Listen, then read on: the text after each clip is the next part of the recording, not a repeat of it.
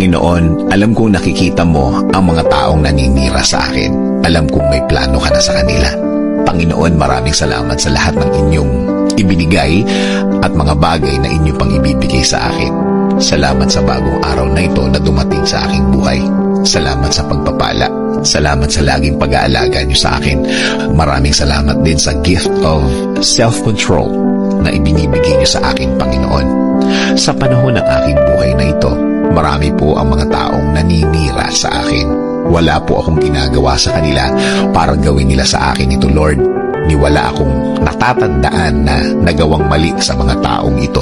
Pero araw-araw kong hinaharap ang kanilang mga ginagawang kwento tungkol sa akin.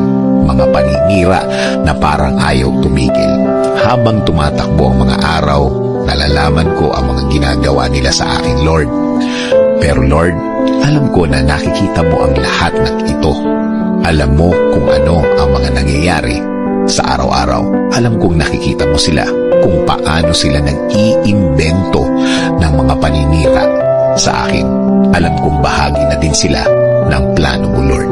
Kaya magko-concentrate na lang ako sa aking mga ginagawa at hindi ko na lang sila papansinin. Instead, mabubuhay ako sa araw-araw para ma-enjoy ang mga bagay na bigay mo sa aking buhay, sa mga blessings na bigay mo sa aking buhay. Bigyan mo ako ng mapagpasensyang puso. Bigyan mo ako ng wisdom para mas marami akong magawa na ginagamit ang talent na ibinigay mo sa akin. Alam kong marami ka pang mga bagay na ibibigay na oportunidad sa akin.